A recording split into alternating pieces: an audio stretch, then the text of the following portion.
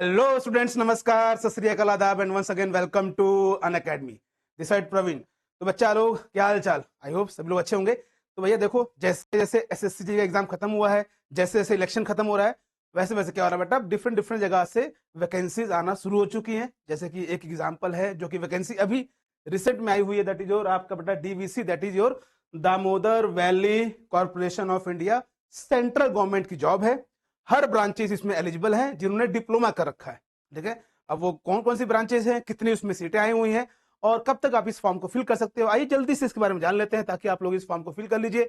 और ध्यान रखिएगा, इसमें आपको बहुत ज्यादा पढ़ने की नीड नहीं पड़ेगी, बिकॉज अभी जस्ट आपने एसएससी जेई का CBT 1 दिया है, तो ओवरऑल आपका जो एग्जाम पैटर्न है वो बेटा उसी का होने वाला है। सो ये आपके लिए एक अच्छी अपॉर्चुनिटी है। ध्यान रखिएगा, फीस भी कम है, बिकॉज बच्चों के लिए क्या होता है भैया, सबसे पहले फीस कितनी है? भैया फीस भी ऑलमोस्ट 300 रुपए है। तो आप लोग, इस सभी लोग जो बच्चे डिप्लोमा कर चुके हैं वो इसके लिए एलिजिबल है। और भैया इस फॉर्म को जरूर फिल करिए, ठीक है ना। तो आइए देख लेते हैं भैया क्या क्या इसके अंदर क्राइटेरिया है एलिजिबिलिटी, क्या क्या इसके अंदर क्वेश्चन का पैटर्न रहेगा, क्या नेगेटिव मार्किंग है और क्या कितनी सीटें हैं। ठीक है, तो आइए देखते हैं भैया जल्दी से फटाफट से।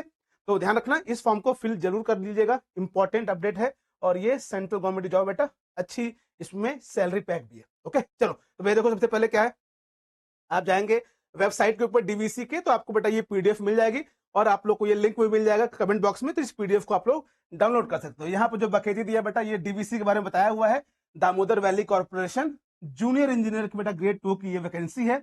और कौन से डिसिप्लिन इसमें एलिजिबल हैं, तो भैया देखो, मैकेनिकल हो गया, इलेक्ट्रिकल, आपका यहाँ पर C&I हो गया, सिविल हो गया, कम्युनिकेशन हो गया और माइनिंग इंजीनियर हो गया बेटा। आपका यहाँ पर देखिए ईयर दिया हुआ है, कब से जो आपका एज होना चाहिए 18 से 28 के बीच में होना चाहिए। और ये आपके डिफरेंट डिफरेंट सीट्स है बच्चा, डिफरेंट डिफरेंट ब्रांचेस के लिए, जैसे कि मैकेनिकल के लिए 16 है, इलेक्ट्रिकल के लिए 20 है, और यहाँ पर C&I के लिए है 2, आपका सिविल के लिए 20 है, कम्युनिकेशन के लिए 2 है, और यहाँ पर माइनिंग के लिए 4 वैकेंसीज है। तो ठीक है, आप लोग यहाँ पर ध्यान रखेंगे इस फॉर्म को, ये मत सोचिएगा कि यार सीटें कम है नहीं फिल करते। अच्छी अपॉर्चुनिटी है आपके पास, अभी अभी जस्ट पढ़ के निकले हो CBT 1 को, तो इसी इसी वे में इसको निकाल सकते हो। ध्यान रखिएगा, अच्छी जॉब है, सेंट्रल गवर्नमेंट की जॉब है ये। ठीक है, अच्छा, अब इसके बाद आगे बढ़ते हैं। तो एज रिलैक्सेशन के बारे में हमने बता दिया आपको, एज का क्या क्राइटेरिया है। अब बात आती है बेटा कि इसमें जो इसेंशियल क्वालिफिकेशन है, तो वो क्या है भैया, डिप्लोमा जो बच्चा किया हुआ है, 3 साल कंप्लीट किया हुआ है, वो बच्चा क्या है इस फॉर्म के लिए आपका एलिजिबल है। अब बच्चे बेटा यहाँ पर आते हैं कि सर जिसने लेटरल एंट्री लिया हुआ है, उसके बारे में जिसने सेकेंड ईयर में डिप्लोमा स्टार्ट किया, तो इसने बेटा यहाँ पे मेंशन किया हुआ है कि जो बच्चे लेटरल एंट्री वाले डिप्लोमा वाले हैं वो भी एलिजिबल है, डिप्लोमा ओनली, नॉट बीटेक। जो बच्चे डिप्लोमा 3 ईयर का किए हुए हैं या फिर लेटरल एंट्री का किए हुए हैं, दोनों ही लोग एलिजिबल हैं, ध्यान रखिएगा। तो वो बच्चे बार बार कहते हैं सर लेटरल एंट्री वालों को क्या होगा, तो वो भी एलिजिबल हैं इसके अंदर। ओके, भैया देखो क्या है आपका 3 साल का, आपका यहाँ पर क्या है बेटा, फुल टाइम डिप्लोमा इंजीनियरिंग है। और उसके बारे में सभी के अंदर ये मैकेनिकल, इलेक्ट्रिकल, C&I, सिविल और कम्युनिकेशन, माइनिंग के लिए, सबके लिए ये आपको दिया हुआ है।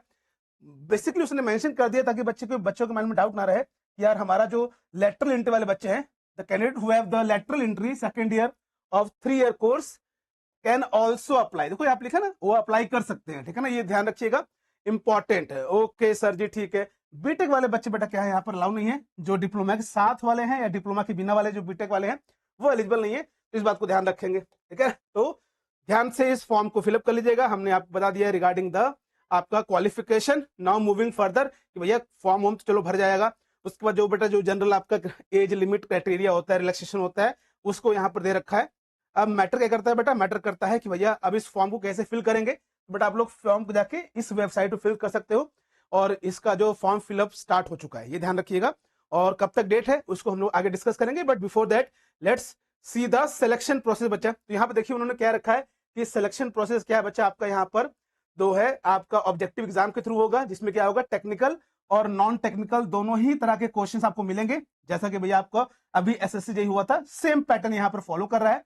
कंप्यूटर बेस्ड टेस्ट होगा और उसके बाद जो नंबर ऑफ क्वेश्चंस होंगे बेटा अराउंड 100 है, और निगेटिव मार्किंग भी दे रखा है, ठीक है ना भैया। तो इसके बाद ध्यान रखिएगा, पहले से ही उन्होंने क्या किया हुआ है, जो आपका क्वालिफिकेशन क्राइटेरिया है, जनरल, ओबीसी, ईडब्ल्यूएस के लिए 50% कर दिया है भैया, इतना तो कम से कम लाना ही लाना है। और भैया यहाँ पर आपका SC ST और PWD के लिए 40% है। अच्छा ठीक है भाई, अब थोड़ा सा आगे बढ़ते हैं भैया, एग्जाम का पैटर्न जो है वो देख लेते हैं। लेकिन उससे पहले भैया सबसे इंपॉर्टेंट क्या कि भैया फीस कितनी है, बिकॉज फीस इस समय बच्चों के लिए स्टूडेंट लाइफ में फीस काफी ज्यादा इंपॉर्टेंट रोल प्ले करता है। 300 रुपए है, ध्यान रखिएगा। इस फॉर्म को फिल कर लेंगे और ये आपके लिए बहुत अच्छी अपॉर्चुनिटी है। सेंट्रल लेवल की जॉब है तो सभी लोग इसके अंदर भर सकते हैं, ऑल इंडिया बेसिस पे फ्रेशर जॉब के लिए, ठीक है ना। तो जो बच्चे फ्रेशर है वो भी भर सकते हैं। अब बात आती है भैया सैलरी वैलरी, ज्यादा सैलरी वैलरी मत देखा करो। सैलरी जितनी भी सेंट्रल गवर्नमेंट की जॉब होती है उनकी सैलरी चकाचक होती है, अच्छे अच्छे पर्क्स होते हैं। तो ये आपकी सैलरी बेटा यहाँ पर लेवल 6 की सैलरी है, बहुत अच्छी सैलरी है। बट दिमाग में सैलरी मत रखिएगा, पढ़ाई रखिएगा, अपने आप सैलरी आपके सामने अट्रैक्ट होगी, ठीक है। अच्छा ठीक है, उसके बाद आगे बढ़ते हैं बेटा। तो एग्रीमेंट है यहाँ पर, 3 साल का बॉन्ड है। तो अच्छी बात है कि आप लोग 3 साल यहाँ पे जॉब करना ही करना पड़ेगा। ओके ठीक है, इसको वही हम जान जाएंगे। और उसके बाद अब बारी चलते हैं भैया किसके ऊपर, अब चलते हैं कि यहाँ पर भैया और इसके अंदर जो एग्जाम पैटर्न है वो कैसा रहेगा। तो भैया कंप्यूटर बेस्ड टेस्ट होगा, ध्यान रखिएगा, उसको उन्होंने यहाँ पर मेंशन कर दिया है।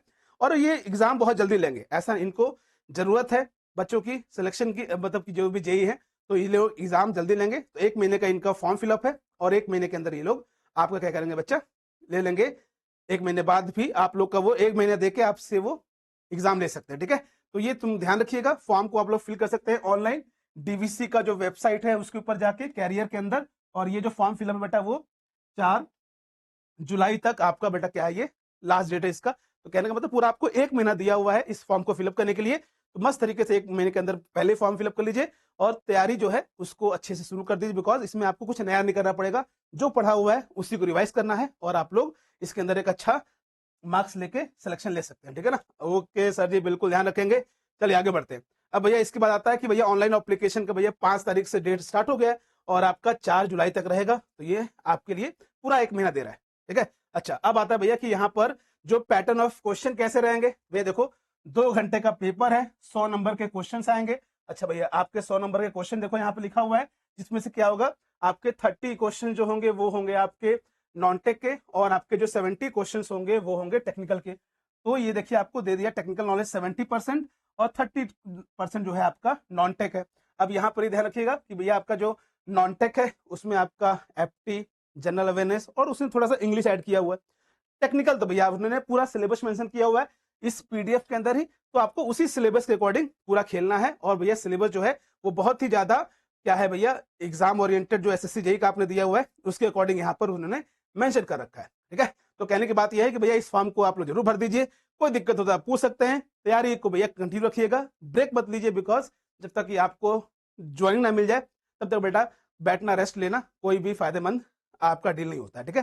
तो ध्यान रखिएगा कि अपनी पढ़ाई को कंटिन्यू रखेंगे, कोई भी दिक्कत होती है आप लोग हम लोग से बात कर सकते हैं, हम लोग आप लोग गाइड कर देंगे। और अगर आप लोग हम लोग के कोर्सेज से अवेल करना चाहते हैं तो बेटा हम लोग के जो नए कोर्सेज हैं स्टार्ट हो चुके हैं और इस समय जो है सबसे ज्यादा इस समय आपको मैक्सिमम डिस्काउंट देखने को मिल जाएगा 50% का सभी कोर्सेज पे 6 मंथ, 12 मंथ और आपका 24 मंथ के लिए बेटा। और ये जो आपका ऑफर वैलिड है वो 15 जून तक है, ये ध्यान रखिएगा। और अगर आप लोग को मैक्सिमम डिस्काउंट चाहिए तो आप लोग को यहाँ पर जो कोड यूज कर सकते हो वो यूज कर सकते हो double group for getting maximum discount. और कोई भी आपको यहाँ पर पर्सनल गाइडेंस चाहिए तो हम लोग आपको यहाँ पर अवेलेबल कर देंगे। तो ध्यान रखिएगा ये जो ऑफर है 50% ये जल्दी नहीं आता है, इस समय अब नया नया सेशन स्टार्ट हो रहा है तो आप लोग इसके अंदर इन्वॉल्व कर सकते हैं। चाहे आप डीवीसी का प्रिपेयर कर रहे हो, चाहे एसएससी कर रहे हो, चाहे रेलवे कर रहे हो, सभी के लिए एक कोर्स है। और ये आप लोग यहाँ से जाकर आप लोग अनअकैडमी के वेबसाइट से जाके या फिर ऐप से जाकर ले सकते हैं। और डब्ल्यू गुरु क्या है बेटा, कोड है for getting maximum discount and my personal guidance. Okay okay sir ji, ठीक है। तो ये ध्यान रखिएगा, बाकी कोई भी डाउट होता है आप लोग कमेंट बॉक्स में पूछ सकते हैं और स्टार्ट करते हैं फिर। ओके चलिए, thank you so much, God bless you and keep working hard for getting number good and getting selection, that is important. Okay, thank you so much and God bless.